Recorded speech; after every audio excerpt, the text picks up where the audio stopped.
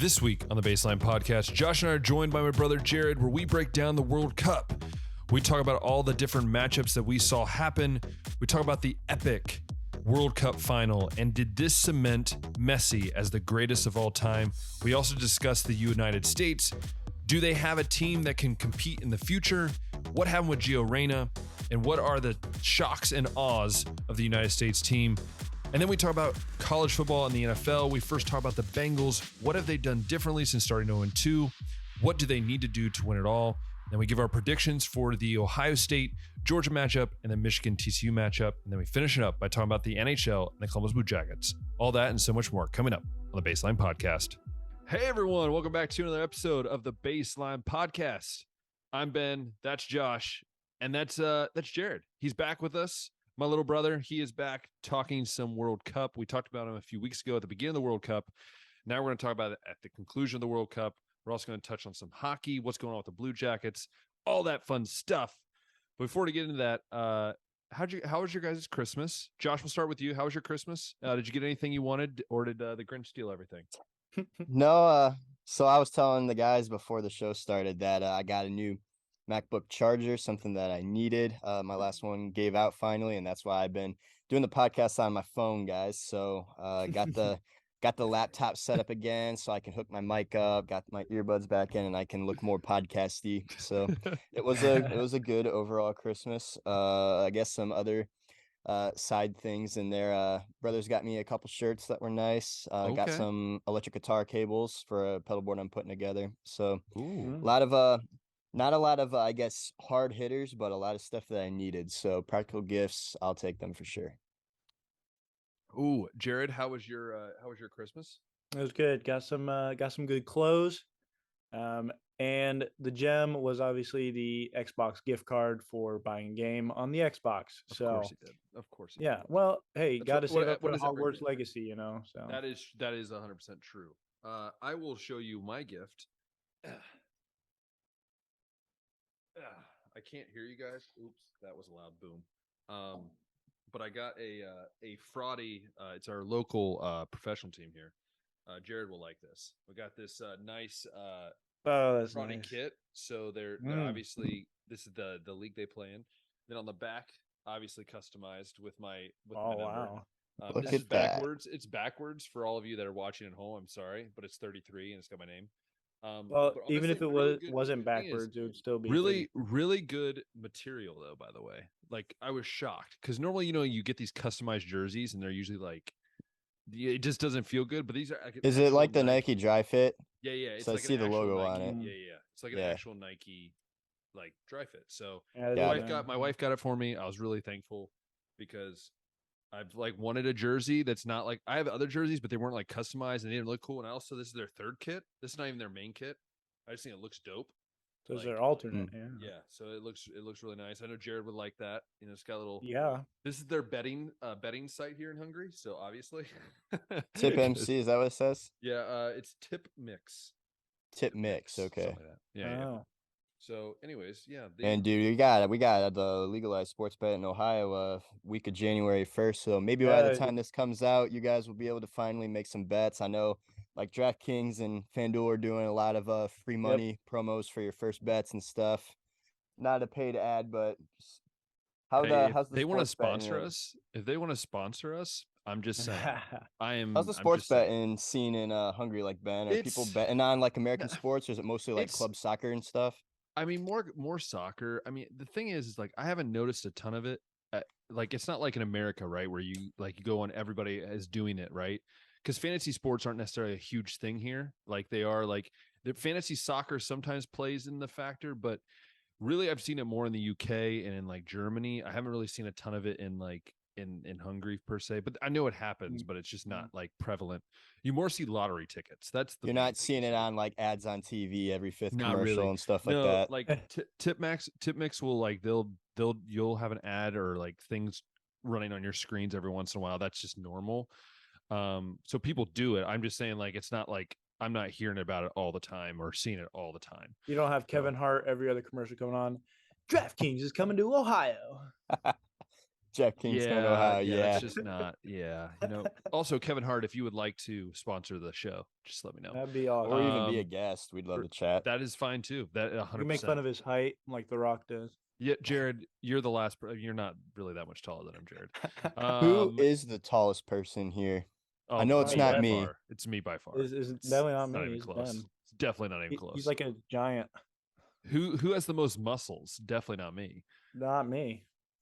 Yes, it's me. As my dad would say, the gun show.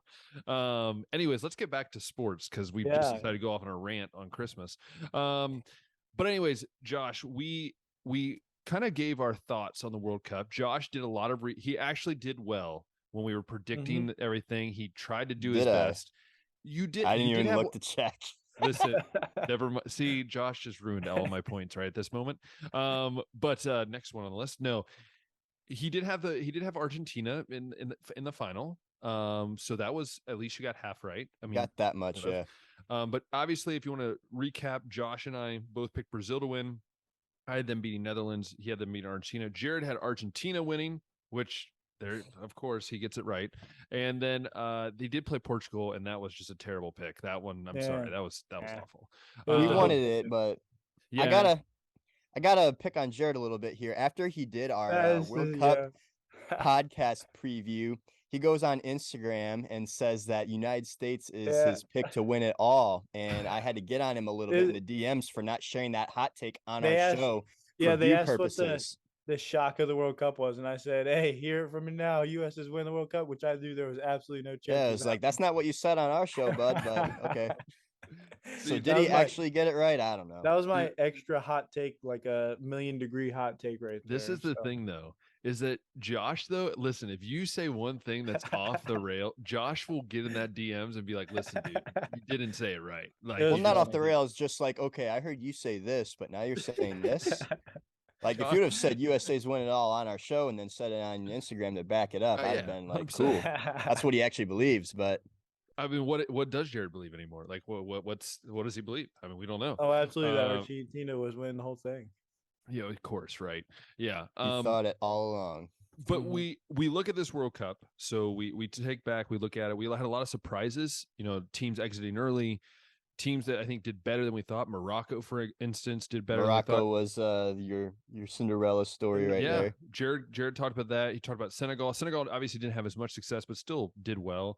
And then you have Croatia, who somehow just always is there. I mean, just every single time. You even got to give kudos to France, man, for getting back to the championship. Winning back to back is like nearly impossible, but also getting there back to back is a challenge. There's only been two other teams or nations to win back to back World Cups, and it was like the 30s and the 50s. So, Jared, would you say that this final? And I know I've heard a lot of analysis saying this, and I know Josh and I've heard people say this, but do you believe this is the greatest World Cup final, at least that we have seen in the time where it's been recorded and we've been able to watch it? Do you believe this is the greatest World Cup final?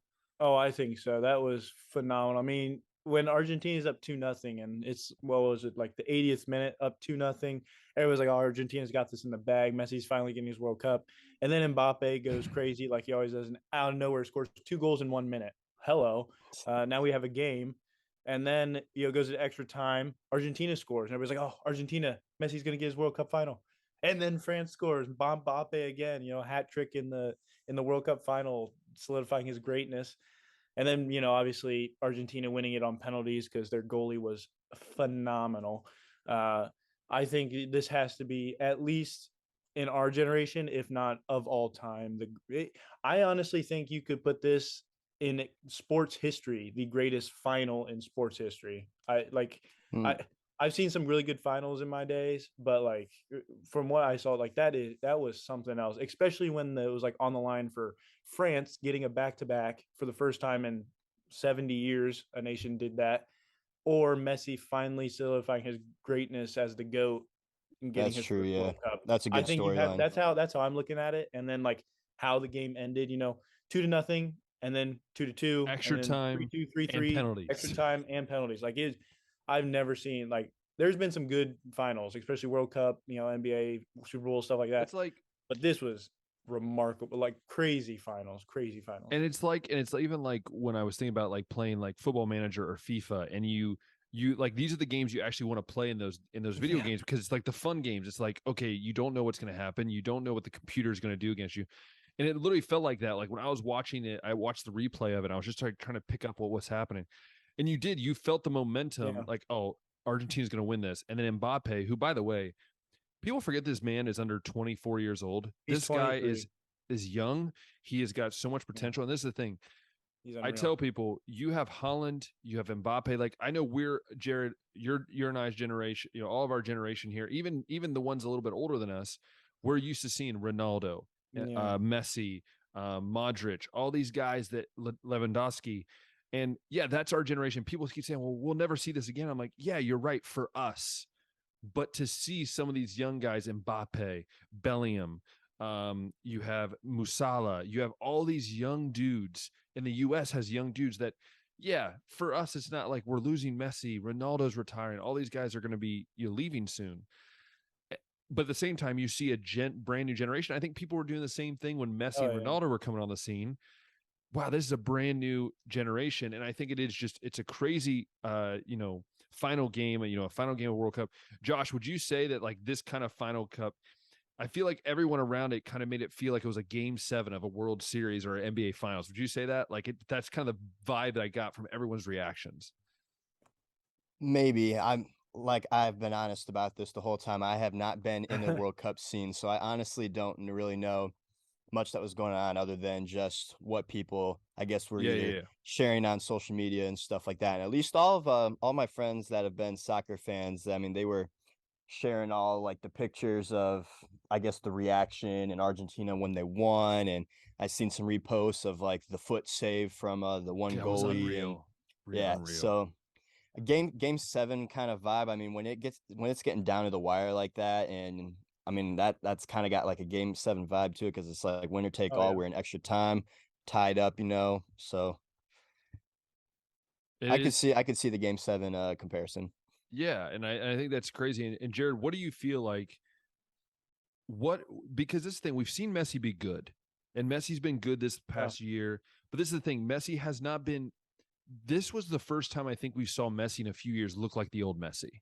Like this tournament, because what do you think was for that? Why do you think, like, because I feel like when he's been at PSG, like we've seen glimpses of old Messi, but he's kind of been just kind of that, what's going on with Messi? But what happened? Like, what do you think it was? Do you think it was the last tournament really of his big career? Even I know he hasn't said it as his last tournament, but possibly the last World Cup and all these different things. Like, what do you think it was that made him play? If you look at the record books, it's basically all of him now. So what do you think played for that factor?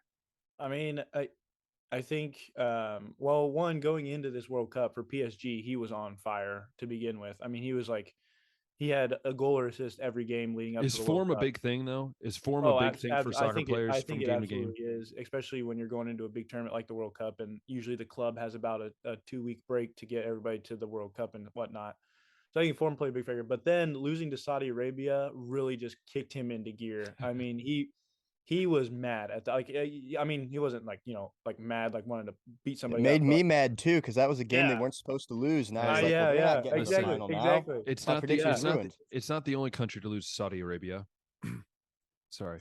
That's my political thing for the day. But no, I think he was on fire, because I said, I mean, I put it like, Saudi Arabia should not beat Argentina, because that just lit a fire under Messi. And he's like, all right, time to go win out and finally put a World Cup under my belt. And I think that, and him just wanting that last World Cup, I think put a little fire in him. And he knew he needed this to, I don't want to say that solidified his greatness, because I mean, I think I've been thinking he was the GOAT for the past like 4 years now. But everybody's like, oh, Ronaldo's the GOAT. But, if you look at the 2 World Cup, like in a World Cup, in all the World Cups they've been in, you look at Ronaldo's stats and Messi's stats, Messi by far exceeds Ronaldo in the World Cup. I mean, don't get me wrong, Ronaldo is definitely one of the greats of all time. But as far as GOAT status goes, especially now that Messi's won, let's see, a Copa America, the South America Cup, and then now a World Cup. I mean, he's won every major tournament he's been in with Argentina now, plus a bunch of the stats he has with club teams. So you look at all that. I mean, he wanted this World Cup that bad. So is he You the, saw it in his eyes. so he answer this question, Jared Bowden. Is he the greatest of all time? Better than Absolutely. Pele, better than Ab- Maradona, Absolutely. I look Pele was phenomenal. He's like, the youngest Puskás? player. He was 17, scoring like what 30 goals or something at 17 years old. But I mean, you just look at like not necessarily just stats and trophies, but like, you just look at how Messi plays. And it's kind of like the whole idea was like, oh, is LeBron the GOAT or is MJ the GOAT? There's definitely two different eras that we're talking about here, almost three with Maradona and Puskás. But you look at it's different eras, but I think by far like Messi's the GOAT. I mean, if you look at the status of Messi, Pele, like Messi's stats just unreal. And now that the World Cup's under his belt, I think you have to go with Messi as the GOAT. Josh, is he the GOAT? I don't know, man. I'll tell you what though, I didn't know this about Messi, and I'm sure you guys being soccer fans probably know it. Did you know that he was put on like HGH as a kid Yeah. when because of how small he Mhm. was, and Yeah. we're just juicing it up with growth hormone so he could just be like, I guess, even normal size, and he's still, I think, kind of small He's compared 5'7". He's to I the believe he's average five soccer six or player. 5'7". Yeah. But yeah, I was just like, dang, I didn't know that. So Well, even his obviously, if he grandma was begged. His grandma begged for him to be on a team because no one would take him. yeah, so I Unreal. know now if he's juicing on HGH, like that's obviously legal, but I just kind of got a kick out of like, okay, he could do it all these years, and I guess now it's okay because he's not doing it anymore, Yeah. and I Right. guess Right. all Right. the use got him up to like being a normal sized person. Yeah. So Yeah. it's been fun looking into that, but yeah, as far as greatest of all time, I don't know. I will say this, Josh, and maybe you can kind of answer this, but I feel like this is the end of a generation of athletes. Like we're seeing the end of Albert Pujols leaving, Yadier Molina. We're seeing, a few years ago, Dirk Nowitzki. We're seeing, the end of careers of, Dwayne Wade, Carmelo Anthony is coming to the close. You see in football, you're seeing JJ Watt just announced yesterday that he is going to be retiring. Tom Brady's near the end. We saw Peyton Manning. Like, is it weird for you, Josh? And Jared, you can touch on this too. Is it weird for you to see so many of these great athletes that we've grown up watching in all these different sports? And it's like, it's weird for us to be going through this like new stage of like all the guys we grew up are now going to go on. What is your take on that? I hate having to pick new favorite players. I don't like it. Yeah. Like it's Yeah, do I. as I've gotten older, I've become more of a fan of just, I guess, the sport. And I mean, there's a couple guys that I would say that I like watching. I guess depending on which game we're talking about, but it's not the same as being a kid and having like all these great athletes and looking up to and hoping you can become them someday. And now it's just a different dynamic because I'm either older than or the same age as a lot of them, and it's just a It's different, weird. I guess, kind of respect. But there's also kind of like, I don't really feel like saying like he's my favorite just because it's like that's just another dude to me. So Yeah. that's kind of how I look at it. It's just like I hate picking new favorite players. Yeah. What about you, Jared? How are you feeling on this with all these different athletes retiring and moving on? Yeah, I think it is weird, but like at least for football, like my favorite player of all time was LaDainian Tomlinson, but he retired in like 2011 or whatever. So Long I've been time, used yeah. to picking new players for that, but as far as baseball concerns, my favorite player of all time was Ken Griffey Jr. Is I loved Ken Griffey, watching with the Reds, and then his early days watching replays with Seattle, and then it kind of transited to Albert Pujols just because I kind of like both of them growing up, and Albert Pujols is an awesome guy in general. And now he's literally my favorite player in baseball, and now he's retired. So I was like, well, now I don't care. I never really enjoyed watching baseball anyway, so there's that. And then I don't know, like Well, we are Reds fans, so there's not really yeah. much to enjoy. And now Um, it's like soccer, like Messi and Ronaldo are gonna be retiring soon. Who knows when? But and once Messi, he's my favorite player ever in soccer. Once he retires, it's like, oh well, I could like Holland or Mbappe, but they're literally the same age as me, and it's weird. But like I Yeah, don't know, and it's dude. not like Holland's ever gonna win a World Cup because he's on Norway, so ain't no way Norwegians ever get there. So I mean, The best part is though, now we get to be boomers and tell all the young yeah, kids that's that right. their favorite players can't hold a candle to the Yeah, generation of athletes yeah, we watched. exactly. Jared just offended all of Norway with one thing. I'm sure you have like You will maybe one never win a Norway World listening. Cup. Oh, he's You not. will never He's win a Norway. World Cup. Never ever. But yeah, I can't guys wait to suck. like tell my son that Yeah. Ken Griffey Jr., Derek Jeter, Albert Pujols, David Ortiz, Vladimir Guerrero Yeah. Senior Senior. did Yeah. it way Senior. better than all these, The no glove young man. kids. Better Oh, than Vlad Jr., better Josh, than Bo Bichette, better than Bobby Witt Jr. Like, I don't even, what are you even talking about, son? this is the Out thing. on the Yeah. street. All Josh and I will get to brag. We had David Cohn on the podcast. No, not the David Cohn you're thinking of that you read in your books. No, not the The one that threw football no-hitters guy. with the Yankees. Yeah. The The football guy. You might know him as David Michigan, but yeah. No, it is it's a great time and a sad time to see our players going. But before we get moving on from World Cup, Jared, I do want to get your take on the United States. Now, we do know, if you guys know, as Josh is very well informed of the whole way the United States works in their soccer, exploration. No, but the FIFA World Cup is coming to the United States. It's going to be in multiple different cities. And it's also going to two places in Canada as well as in Mexico. So it's going to be a great three country tournament, North which will be awesome. America. North American continent tournament, which is going to be awesome for those that don't really get to see that the game that much. As someone said on on Facebook or someone said, well, all right, packing up my bags, come back in 4 years when I care. Yeah. But no, in general, Jared, how do you feel the United States, if you would rank them 1 to 10, 10 being great, 1 being, Right. oh, that was terrible. How did you rate the United States, experience in the World Cup, how they did, and also briefly talk on your thoughts on the Gio Reyna drama? Okay. On 1 to 10, yeah, I give it a 6. Now, it's not because I think they could have gone further, it's because how they ended. So, Netherlands, honestly, watching that whole game, that should have been a win. Pulisic missed a goal in the first 2 minutes. We go up 1-0, total different story. Their defense was absolutely lacking on the backside and with communication. Their defense looked absolutely horrendous against Netherlands.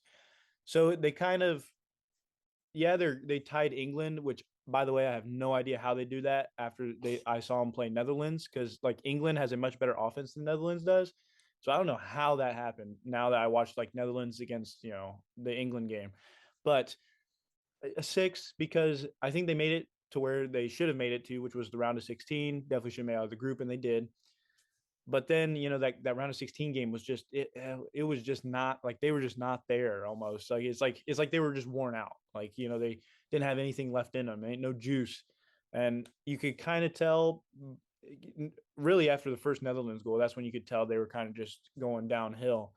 But and you can kind of tell that this team was so young in that Netherlands game. Oh, so I young. mean, everybody on that team, first World Cup except for DeAndre Yedlin, who was off the bench. So you could tell from that game how young they were and how inexperienced they were in a World Cup. So I give them a 6. They did what we thought. Who was give me 2 players on top of that. Give me 2 players. One player that you felt underperformed dramatically and it really costed the way that sometimes the team went, and a player that you were surprised at and really is a bright spot for this United States team. So the underwhelming player, I think, honestly, was Weston McKennie. So he was injured going into the World Cup, had that, I think it was a hamstring injury that he got at Juventus when he was there. But he just, every time I watched him, he was not, I don't think he was 100% at all in any game in the World Cup, because I thought he would do better, and some of the shots he took were horrible. There's a couple he just booted over the goal. So I think he underperformed. I don't think he did as well as he could have. Now, that's not to say he's not good. Like, he has so much potential, like all the other young guys. So he'll get there. But I think just on the big stage, he underperformed. A guy I'm really looking forward to watching for now until the 2026 World Cup, even in the 2020, is Tim Weah. They have him on the wing, but I seriously think they need to consider, if they don't find a number 9 by 2026, that front striker to score goals. Thank you for explaining that for Josh, so Josh knew what he was saying. I think they got to put Tim Weah at that striker position, because the one goal he had, and then he had some beautiful shots against Netherlands, even against Iran and England. I think he had really good potential. I know you only said one guy, but I also got to Okay. give credit. Yeah, yeah. Tyler Adams, Tyler Adams. Yeah, yeah. That was another one. Yeah, yeah. unreal. So let's see, Leeds United in the Premier League bought him for like 24 million. They honestly, Lot of after seeing money. the World Cup, got absolute steal from that. He definitely deserved the captaincy for that whole World Cup. So Tyler Adams and Tim Weah, definitely guys to look Yeah. for. So Josh, West do you underperformed. do you agree on those statements?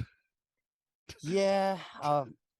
Could I just say that maybe Pulisic or whatever his name is could have Pulisic, been a disappointment, since that's supposed to yeah, be our goal scorer and we got maybe one right, goal this whole World Cup? yeah, What was your Or take on can that, you yeah, Jared? not put too much blame on him because he's the only guy that can score on the team, and once right, defenses just keyed up on him, we were finished. So you can't blame it on him. right. Well, the thing with Pulisic is he is our main goal scorer, but personally, at least from watching how he plays, I don't think he's the guy we want to be our main goal scorer. Like everybody sees him as the US, he's going to break Landon Donovan's record. Well, the thing about Landon So Donovan there's was better offensive players that should be stepping up. right. Like I think not necessarily better, but more of the goal Consistent. scoring type of The goal player. scoring So type, like yeah. Pulisic's more of like he gets the ball and gives it away. He's the guy Okay, to assist a goal. I He got scores you. goals. Don't get me wrong. Like he can score 10 goals in a season, 15 goals in a season, but he's more of the kind of the playmaker, you could say the Mm. playmaker of the team. So in football terms, Josh, he's more like the quarterback. You get the ball to Pulisic, you let him do all the work, and then Or you you either could even pass it. say like the Steve Nash, kind of like Right. cooking Yeah. up and Yeah, yeah, setting yeah. Like a guys up point with guard. Yeah, yeah. passes. Yeah. So I think disappointing they only scored one World Cup goal, but it was probably the most important World Cup goal since it did get us to the round of 16. But at the same time, I think there's different guys that in that striker spot that needed to step up and score when they didn't. And yeah, he's more of the playmaker. I think he might. I think a couple of the games he did underperform a little bit. Mainly the England game, he didn't look too hot, and even the Netherlands, he was rough. But I think it's just because teams were beating up on him because they knew that he was our best player. So um, when you look at it that way, he's more of the playmaker, even though we label him right now as our main goal Yeah. scorer. But he's not. I don't think, at least in my opinion, he's not our main guy that we play through to score a goal. You play through him, but more to either shoot or pass the ball and assist a nice goal. That makes sense. Yeah. Yeah, yeah. So Jared, before we go into the drama with Reina, I want to talk about Turner. How do you rate Turner's play and goal? I know Stefan for years was the guy that everyone said was going to be the goal guy. He was the new Howard, like he was Yeah. our guy. And I still think Stefan has that opportunity, but the issue is one, he went to Man City, which I think was the worst career move because they're not playing him. They're not going to play him. They've loaned him out to, I believe, Championship side or League One side, which is great. But I feel like the worst thing he did is he went from the Columbus Crew to a Premier, which is not bad to go to the Premier League, but he should have went to maybe a smaller team where he could have played more. So how do you rate Turner, and do you believe Turner will ultimately keep that, even though Stefan, if he bounces back with a good season this year?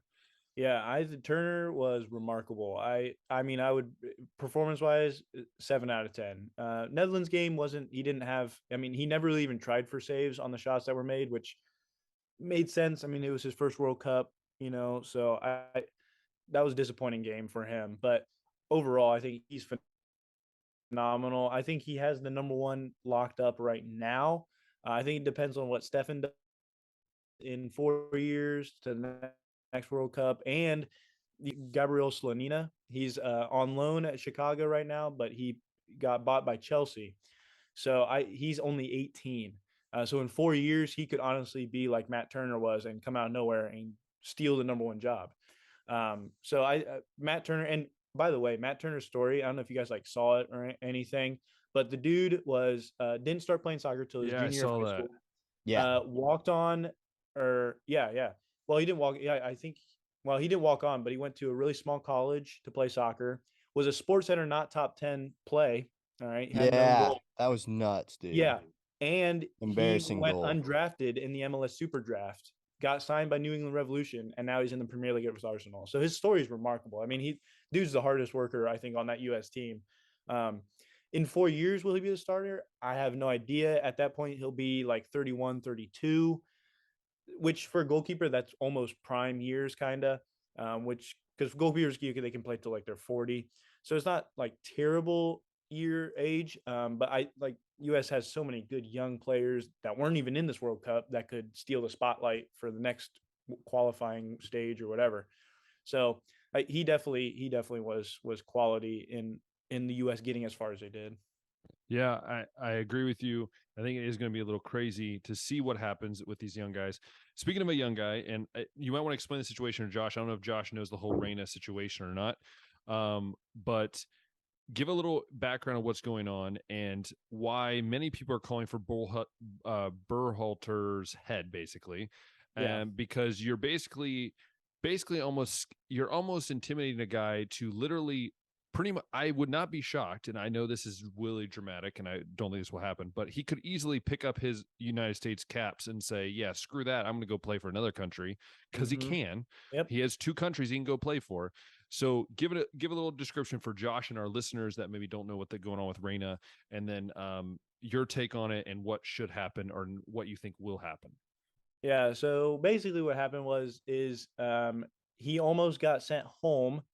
Which, by the way, before I tell the story, Rena even said the story that got leaked was actually supposed to stay in house, so it was never supposed to be told by Berhalter to when he got interviewed about what happened with Rena. Which Classic. it wasn't even at a sporting event. It was at No, something else. It wasn't no. even a sporting event. So basically, what happened was they almost sent Reyna home because Reyna I don't want to say he wasn't trying, he just wasn't working hard in training, and it's because Berhalter told him, "Hey, you're not going to get a lot of playing time in this World Which Cup." is stupid, by the way, Which, because he's by one the of the best way, player. I got to say he's probably the best under 20 player we have on our team. You got Musa, who's great, but Reyna is unbelievable with Dortmund, and Unreal. I don't know why Berhalter told him that or why Berhalter didn't play him. Is So Berhalter though? So that was the whole debacle with that, and that's why nobody ever saw Reyna on the field. I was devastated. I was like, Aronson. Don't get me wrong, the Medford Messi Aronson was phenomenal. He's deserved all that backup playing time, but Reyna would have been a great boost of energy to England, or well, he did get England, Iran, and Wales. So that Wales game probably doesn't end in a tie if he gets in the game. So I honestly, I don't want to see Berhalter coach this team again. I don't think he was great in this World Cup.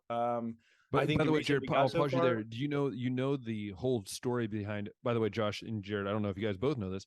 That Berhalter's brother is the one that is the CFO who Yeah. hired the technical director, who then hired Berhalter. Yeah. So pretty much, Berhalter's brother put a guy in charge saying, "Hey, I need you to hire," and they deny all this, but it's like, okay, this is common sense. Like you hired a guy because you can't physically hire the head coach. So Yeah. there's a lot of weird things going on with Berhalter. Just so But you know, Josh. he was not a good coach. Some He of was his at the crew. substitution methods were awful. He never adjusted at half Wales didn't adjust at all to what Wales did. And anytime he's done this throughout being the coach, anytime US goes up 1-0, he just immediately goes defensive, and it is ridiculous. Iran, sounds we're a up lot like 1-0. Dave Roberts bringing in his bullpen Right, after exactly. the starter goes 2 innings of shutout and they score a run in the second inning. He's like, okay, Exactly. what's going to So be a 1-0 victory? Bullpen's locking it down. Yeah, and so 1-0 against Iran, and he wasn't even trying to score another goal to seal a 2-0 win. 2-0, you're pretty much sealed, right? All So right. Berhalter's just I don't know. He's I don't know. I hope to heavens we don't extend him. And I've heard rumors that there are some really good coaches that rumored to be interviewing for the U.S. coaching job, like Jesse Marsh for Leeds United, who's an American. They have some actually English coaches they're interviewing, even some Spanish ones that they've looked at and hey, which I think would be make the U.S. that much better for 2026. So what do you think Reyna will do, and what do you think what do you want to happen with this whole situation, and what do you think Reyna will do? Well, I want Berhalter to be gone. Of course. And Reyna, I heard after the interview, after Reyna told what happened, he said something about this team, they got good chemistry, and They're just looking to rebuild and get to the 2026 World Cup. So I don't think Reina will choose another country. I think he's staying in the U.S. Even though he told he wasn't going to play, he likes the guys he's around because they've been And with both each of his other for parents like played for the years. national team. Both Yeah, his and parents Claude, played. yeah, his dad played for the national team. So I think I think he'll stay, but I do not want Berhalter on this team anymore. I understand, and Josh and I know of struggles of coaches. But it is a crazy thing. But Jared, would you like to say anything? Well, Josh and I will give you the floor. Would you like to say anything about your victory, about choosing the correct winning team? Would you like to say anything at this moment in time? I know you probably have a victory speech in your head because that's just the way you are.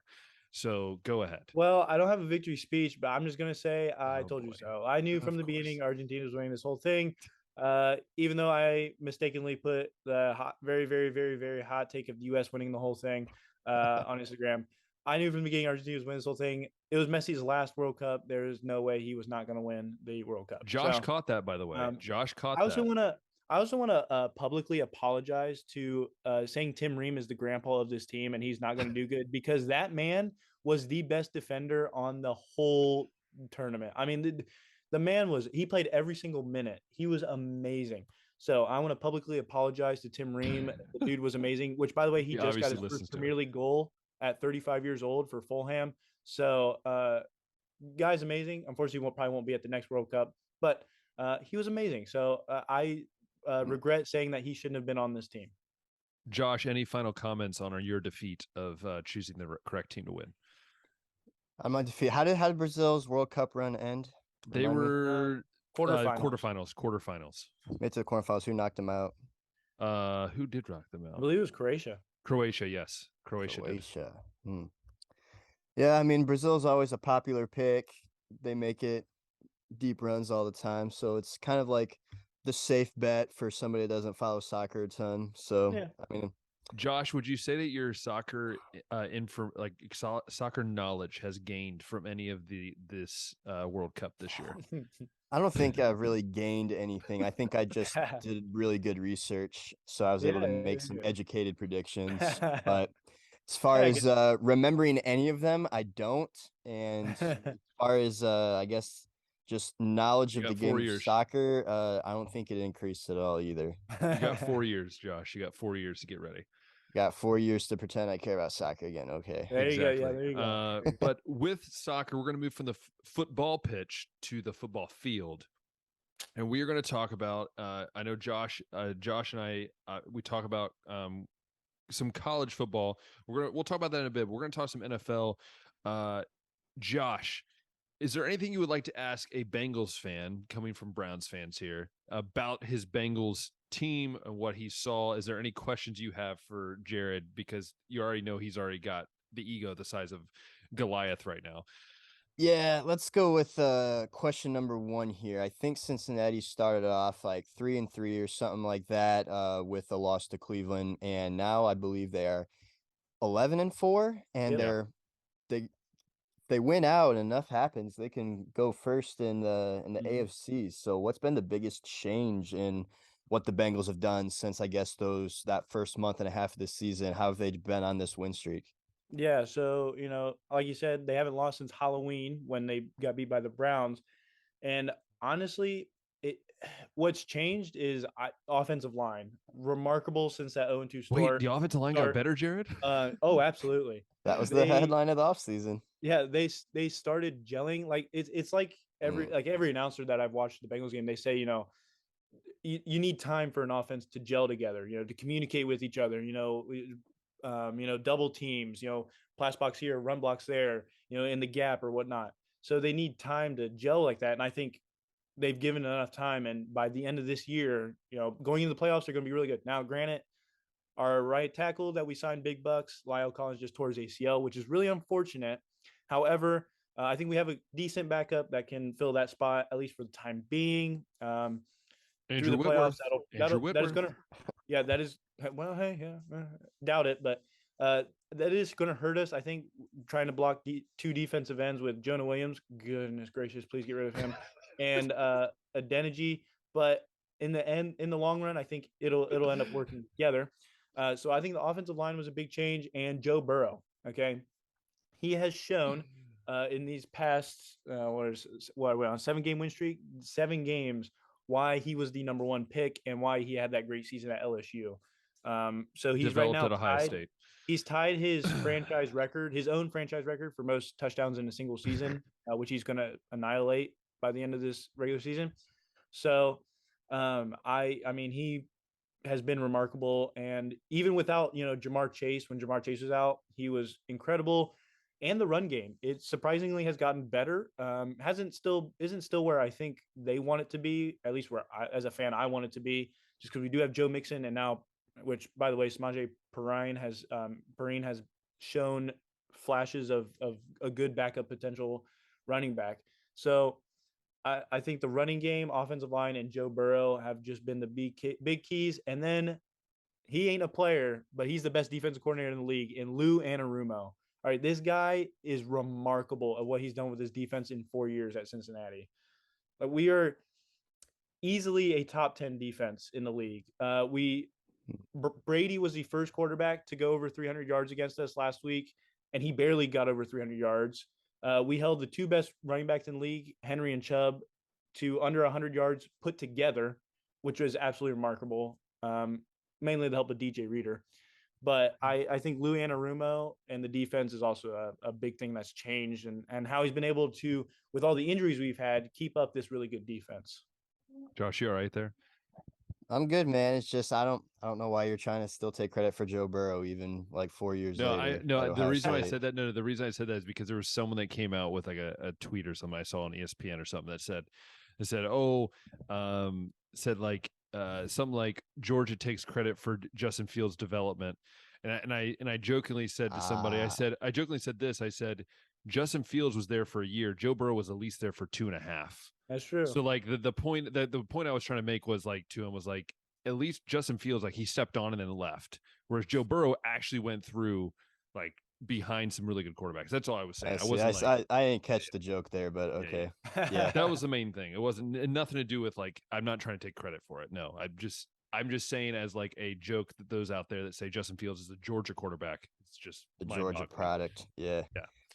Jared, on the note of coaching, you just praised your DC. Has your temperature on Zach Taylor at all changed? Because that seems to be like ever changing in the Bengal fan base, their opinion. Yeah, I don't know. Like, when we were 0-2, and then when we lost to the Browns, his game management and time management was awful. His play calling was awful.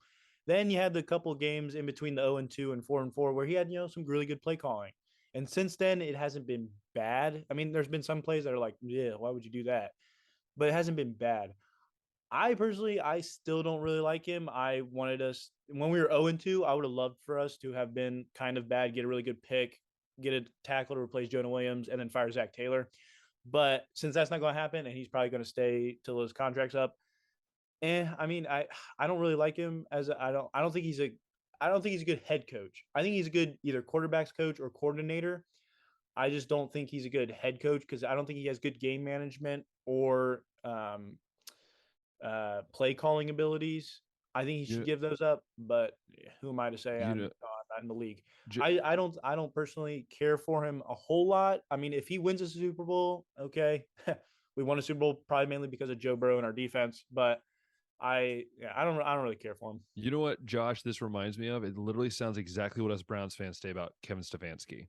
Like, as he was talking, Josh, that's literally what I was hearing was like game management, play calling, choice of things. I'm like, wow, it's like the Browns fans talking about Stefanski. I think the Browns and Bengals have something in common. The Browns media has seemed to, I guess, assume that what's going to happen is Kevin Stefanski's on the hot seat and could be fired at the end of the season. I don't think that's going to happen. I don't think that would happen either. I don't even know why that would be a rumor, because this season already was kind of up in the air and going to be dependent upon how well Jacoby Brissett played in those first few games, which, to Jacoby's credit, way overperformed, I think, what anybody could have expected him. The only issue was that the defense at all. Severely underperformed. You have, I guess, the screw up against the Jets, week 2. Falcons. Of all things, the Falcons screw up. So just a lot of stuff like that a lot of weird endings have kind of built up to being eliminated in the playoffs. And then Deshaun Watson, I mean, gee whiz, dude I don't think he's topped 200 yards in a game yet, if I remember right. I So will he say, hasn't played like his normal yeah, self either. I And he do. was going to have to play near perfect by the time he Yeah. came back. I think it also goes back to I do want to give the Browns a little bit of a pass, and I when you're playing in -6 degree weather and you like throwing the ball. I've thrown the ball. I was a quarterback throwing the ball in like 20-degree weather is freaking hard because you can't get a grip because it's literally like it just feels like a solid rock. I can't imagine what it's like at a -6 degree weather. Yeah, but they I, played New Orleans. no, They're no, used no. to This is heat, this is man. no. This is what I'm saying. I'm not saying I have never said that the Browns. I'm not giving excuses for Deshaun Watson. They No. should have ran the ball 30 times more. Yeah, they should If have you ended the can't throw game the ball, running you run the the ball. The thing that I've been frustrated with the Browns, and Josh knows this, and I've said this every time it feels like we talk about the Browns, is that I feel like they need to restructure the defense. They need to get defensive tackles. They need to get brand new safeties. They need to get brand new linebackers. Now, Just care about defense a little bit. yeah. That's the thing. Is I think, and I believe this, Josh. I believe this, and I think Jared, you can agree with me on this. Is when you're a team that you focus so much on this offensive firepower, and we have Myles Garrett, but you focus so much on this offensive firepower, the linemen, the tight ends, the wide receivers, the running backs. It's almost like they forgot to build the defense. That is just my take from a Browns fan, because I think this, Jared, you've said this before when we've talked. The Browns on paper have one of the most talented offenses and some talented players on defense. But The issue is they don't have key players. They have star players. They have okay-ish players, but they don't have these guys that are like going to go there and dominate and well, look at the Bengals. You know, we drafted that firepower in the first round, but then we went in the late rounds and we drafted those late round pick like Logan Wilson, 3rd-round pick. You know, I mean, we got Dax Hill this year, 1st round. Jesse Bates was I think late 2nd round pick. Mm-hmm. And we had some other defensive guys that we drafted. You know, we signed DJ Reader. You know, we spent all that money on the offensive line, but then a year before, we went and actually signed a defensive tackle to replace Geno Atkins and DJ Reader, which was absolutely the smartest move Mike Brown could have made. You know, and we signed Hendrickson, which everybody thought he was a one and done type of player. So screw everybody who thought he was a one and done. No, I don't think. No, I don't think everyone thought that. The thing they thought with Henderson is that he for his whole career was a run guy. Well, was a run stopper. There was never anything that he couldn't do that again. The issue was like, is he in the what system is he going to? Is he going to a 4-4-3 system, or is he going to a 3-4 system? Yeah, so you just look at the Bengals. I mean, Bengals they've drafted so well on the defensive ball in late rounds too. They don't have a whole lot of first rounders on their team from defense. Actually, I don't think they have one first rounder that they've drafted on defense besides Dax Hill, who's probably going to replace Jesse Bates. So you look at our defense; it's mainly signing guys and drafting late round guys that we've just developed, and having a really good defensive coordinator. I think we have the best defense coordinator in the league. So, yeah, I think that the tough part is though, and I really believe this is that one, I think injuries for any team, like you talked about the offensive line. You know, I think you guys getting healthy on that. I think for the Browns' sake, their linebacking core they're literally running guys out there, Jared, that I have never heard of. That room's been decimated. Yeah, that room's been decimated. And what have we always said? What do they always say? You need a point guard, right? In basketball, your middle linebacker, your outside linebacker, those guys are your point guards. Those are the guys that direct your defense. They tell you where to go when you've missed your whole. And then you've also not had corners healthy and safeties healthy. I'm not giving excuses to this the way the defense is played. All I'm saying is that if you're not healthy, it's just like, we're going to talk about the Blue Jackets here in a bit. When you're not healthy and you don't have all your guys, it's really hard to be consistent. And I think that's the thing with the Browns this year. The fact that Brissett has kept them into a spot where they could have made the playoffs. And Deshaun Watson, he hasn't looked great, but let's remember, he hasn't played football since 2020. That man hasn't played a competitive game in so long. And I think the biggest thing is Stefanski has to go back this offseason and say, I'm going to be a head coach, not an offense coordinator. I'm going to be a head football coach. I'm going to hire a defense coordinator, get a new defense coordinator, get an offensive guy that can be the offensive guy. You be the head coach. That's what needs to happen. That's what I believe. And I think with the Bengals, I agree with you with Taylor. I've never understood that. Like I've never understood that hire. And I think he's doing what he can, but I think it's his coaches around him. I think it's kind of like a really bad quarterback, but has really good players around him. I think it's the way it is. I will say he has brought a lot of chemistry to that locker room. So I think that's why they are keeping him around, because he knows how to really connect. He's a young guy. Players. Yeah, he's a young guy. He's like what, 34th, like or maybe 37, 38. 39. So like he's a young guy. He can get that chemistry with the locker room, which has happened, by the way. The chemistry in the locker room is phenomenal. It's unremarkable. So and he's doing really well. Well, granted, the defense corner, at least Lou, is doing really well with the injuries because right now we don't have a top corner, which, by the way, he was performing like a top 5 corner before he got towards ACL, Chidobe Awuzie. And now our 2 defensive ends are hurt, which, by the way, Hendrickson is actually playing with a broken wrist on the Bills game. So that'll be fun. And we don't have our 2 defensive ends. We're hurt, but we're still playing like a number 1 seed, which I like to see. So. Yes. And so, Josh, what is your take on the Bengals here? What do you think they need to do? I know we've been kind of following them briefly here and there, but what do you think, Josh, they need to do in order to actually win a Super Bowl or get back there? What do you think they need to do to stay consistent with this in the last 2 games here? Do they play everyone? Do they sit guys out? Do they play everyone during this game? What do you think they have to do? Well, I think they're going to play everybody as long as that 1 seed is still in grass or within grasp, because like who wouldn't want that 1 seed? Because that's not like it used to be before, where you could be one of the top 2 and get a bye. Now you got to be the top guys. So getting to at least move on to, I guess, that divisional round is super important right now. Who's I'm trying to see who Cincy's got. Oh yeah, Buffalo. That's right. Bills and Buffalo Ravens. game on Monday night. Yeah, and the Ravens, because if they lose this game, the Ravens have a chance to then in the last game to actually win the division. So they have to win this game against the Bills in order to really clinch up the division. Yeah, I mean you're gonna get the Bengals' best effort, I think, but you also got to be thinking too, like, man, how much longer can this win streak go? I know. Especially when you are playing like 2 teams that are, basically on your level. Right. Yeah. And the funny thing is, the Bills, they actually have a 6-game winning streak right now. So, you have probably the 2 hottest teams in the NFL going at it on Monday night, which you couldn't pick a better Monday night game. And that's a good setup. The thing with the Bengals is, though, the Chiefs unfortunately have to lose 1 more game for us to get the 1 seed, because if we beat the Bills, we'll still be a game behind the Chiefs. And unfortunately, classic Chiefs, have the easiest 2 games on their schedule. So I highly doubt they lose, because they had like the Broncos and the Raiders. Oh, gosh, they should blow those teams out. So unless the Broncos do what, can we just stop talking about the Broncos, Jared? Because the Broncos were my pick to make the AFC Championship game, and I just don't want to talk about them anymore. But so I think if for some reason, if big if, huge if, like capital double 3 triple caps, if the Broncos somehow pull off the upset on Sunday, and the Bengals watch that game and see that happen, it might be a crazy game on Monday, because we beat the Bills. Chiefs lose, we beat the Bills. We have the 1 seed.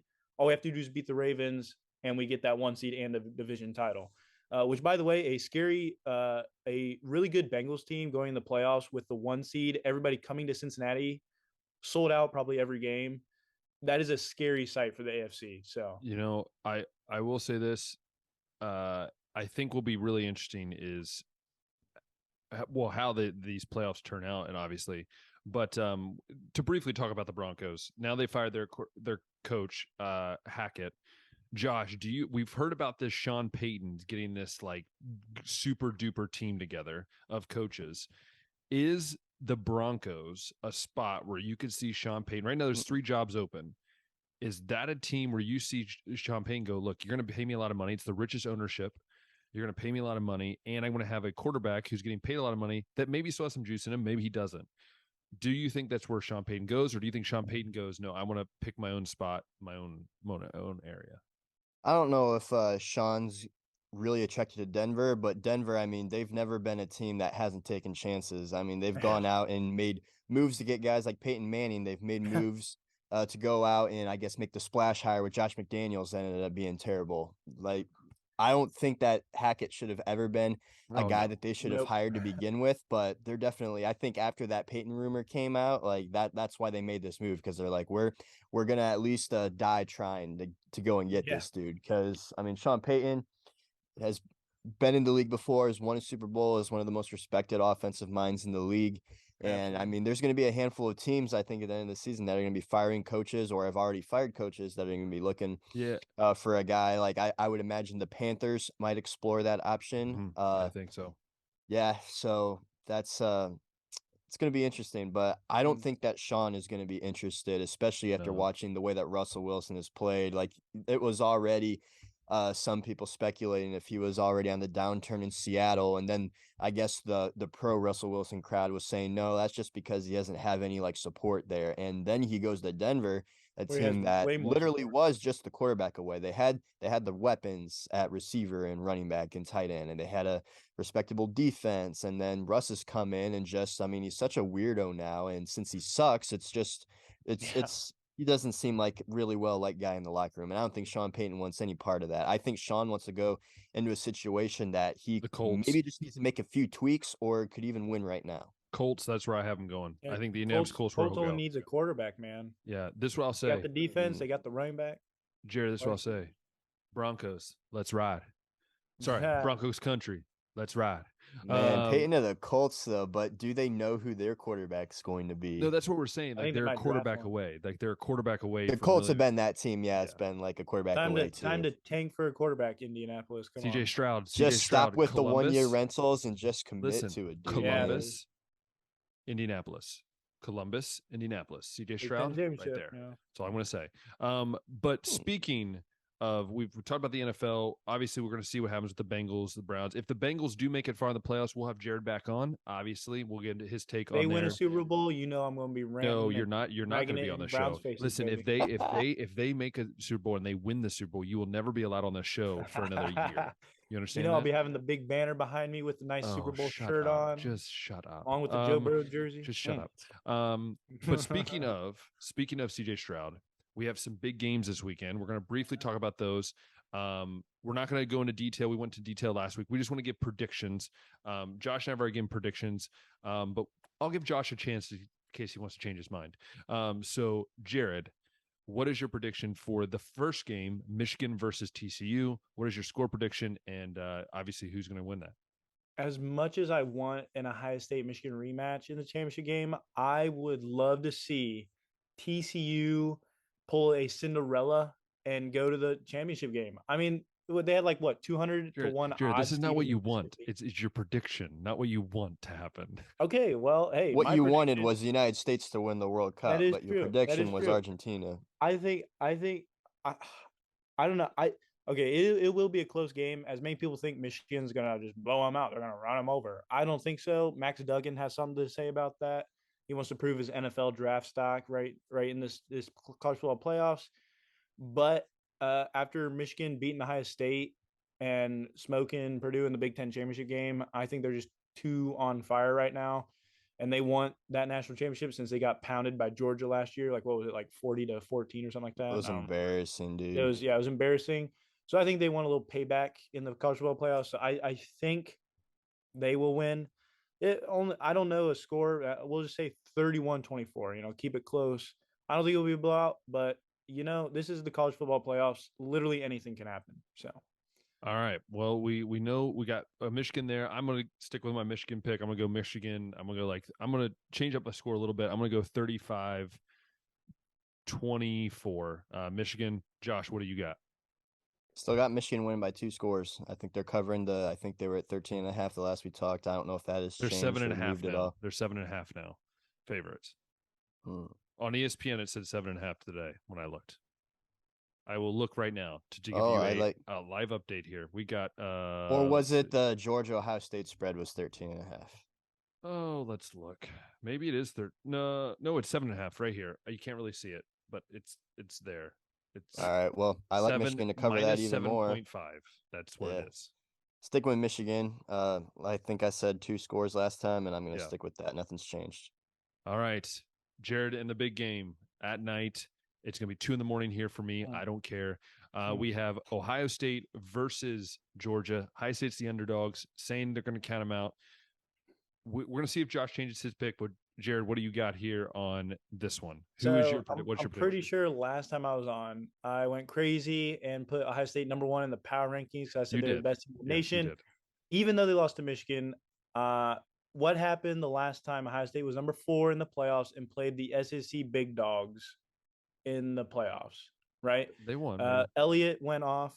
Nick Saban looked like a joke and cried like a little baby, like he always does, just like he did when they didn't make it, and tried to persuade on the interview that Alabama was the best team. They should always be in the playoffs. So everybody hates Bama, so screw Bama. and they can never be good again. Stupid elephants.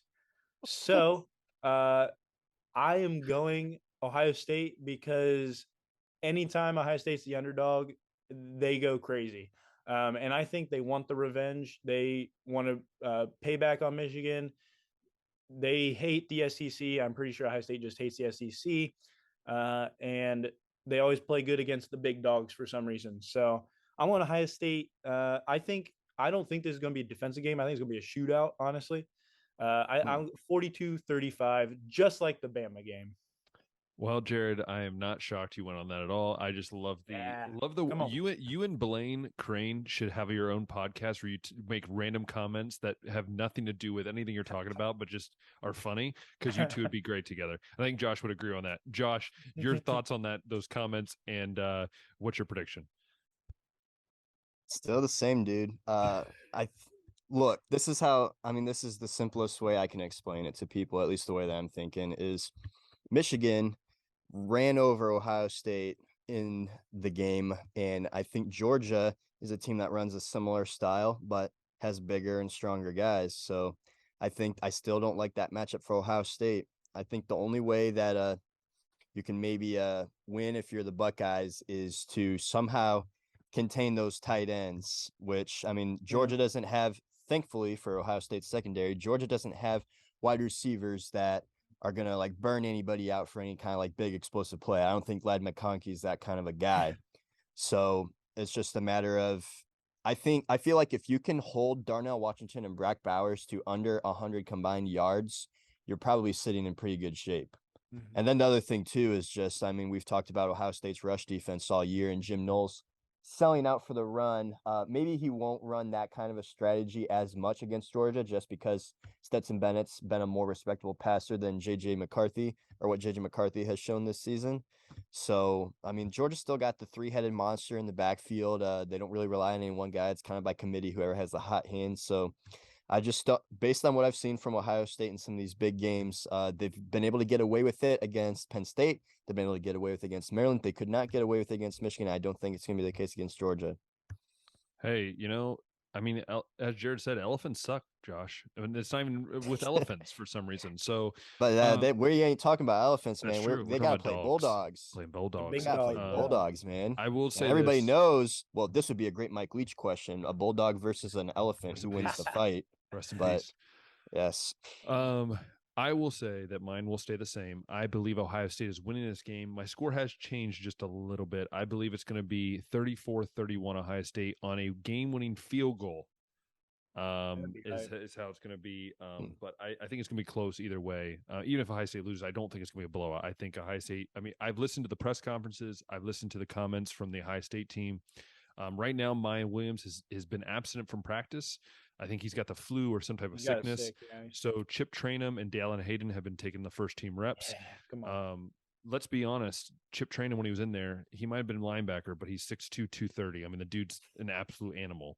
So I'm interested to see what happens there. But that's my prediction. That is our college football preview. We will obviously talk about it more, whatever happens after this week.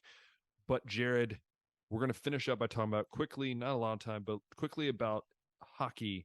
More specifically, the Columbus Blue Jackets.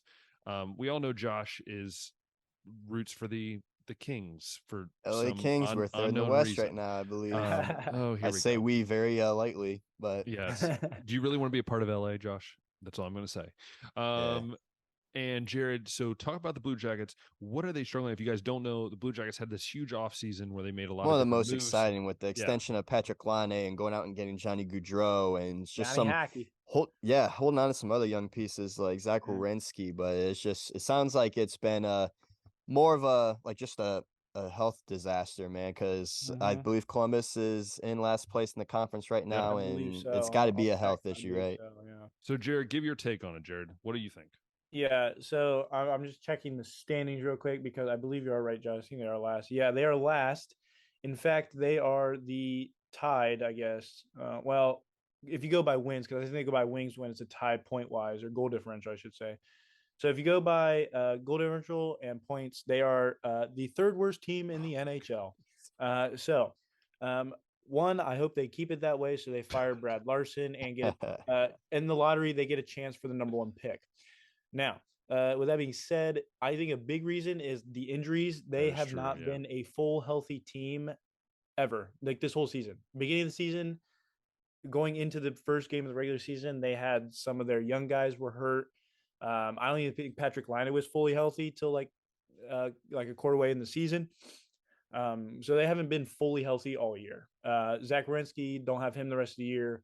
You know, Cole Sillinger just got put back on the team from being on the IR. So, and by the way, they don't have Alexander Texier because he's taking a mental health break from hockey right now. He went back home to be with his family. I think he's from France or something like that. So I think he went back home. He's one of their better young players that they have. So they didn't even have him this whole season. So they are injury prone. They are actually a very young team. When you look at their team wise, all their star players, you know, Cole Sillinger, Kent Johnson, Nick Blankenberg, you know, Laine's young, you know, he's really good. Werenski's even young. So they have really young players and they're just injury prone. And that is honestly the big reason. And I just think their coach is absolutely terrible.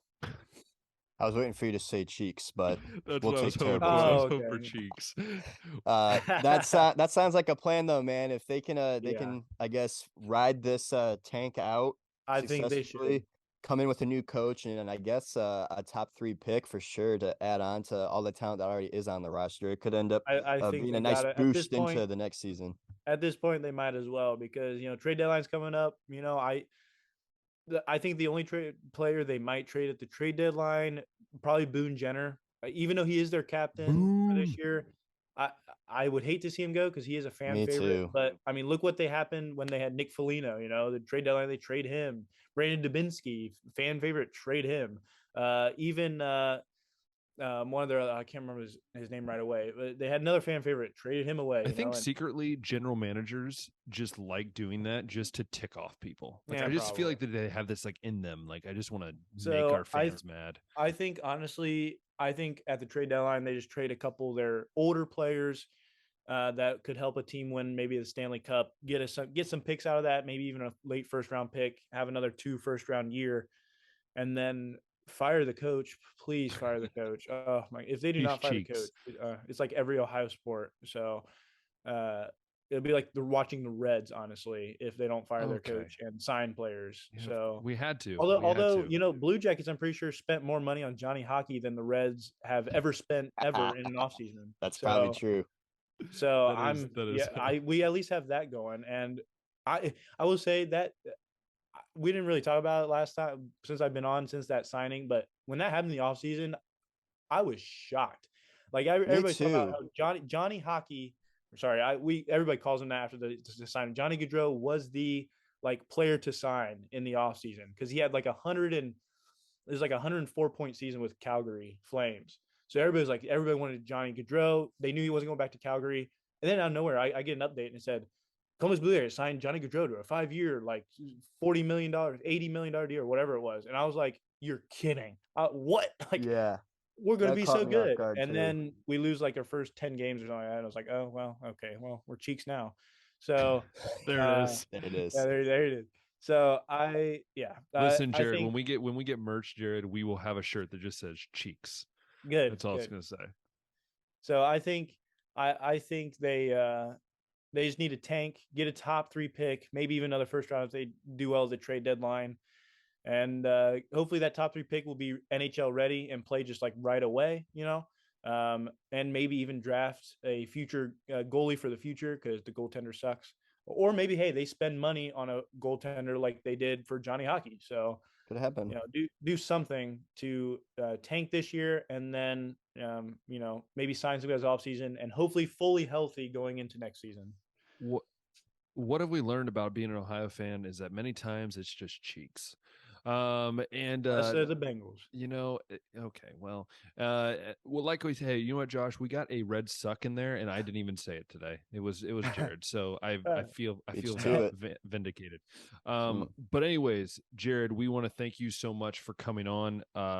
Thanks for having me. We do love having you on, and obviously, I think you're now in the lead, by the way, for most guest appearances. This would have broken a tie with, I think. With Chris. Yeah. Chris was the one you were tied with. So Jared is now alone in the. We should have like this ranking board behind me of like guests, like the top guests and who's been there the most. Guest appearances. But no, we appreciate Jared coming on, talking some soccer, talking some American football, also talking some hockey. We'll have him on in the future, obviously, when more sports come and as the end of this college football season closes, the NFL season closes, we'll have him come on and talk more. But I'm a very versatile guest, That is true. You are very versatile. But no, we do want to thank you so much for tuning in. We love what we're doing here. If you do want to go follow us on Instagram at baseline.podcast, where you can find all of our story updates.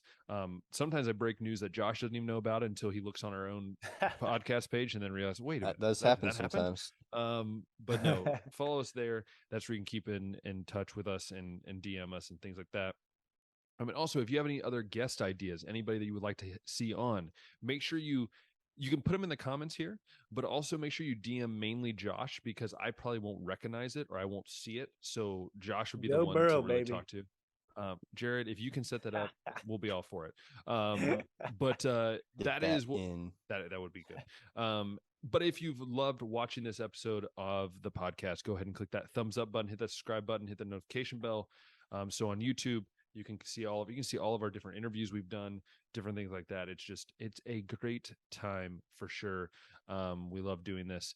And then if you love listening on the road, maybe listen on your phone or while you're going for a jog, or maybe you listen to it while you're gardening. I don't know where you listen, but if you do, make sure you give us a nice rating there of 5 stars if you really like it, and make sure you tell your friends and family, share the link, share what you can, because that's what's going to help us grow and continue growing. And one day we'll have merch where it says Cheeks on it, and maybe we'll have Josh's face saying, we'll have a Jared shirt that says it's Cheeks. We'll have a Ben shirt that says that's my political joke for the day. And then we'll have a Josh shirt with a soccer ball that says I don't even know. Exactly. Keep that now, because one day we will have that. I can guarantee that. But I wanted to say Happy New Year to you all. We'll see you next year. And until next time, we'll see ya.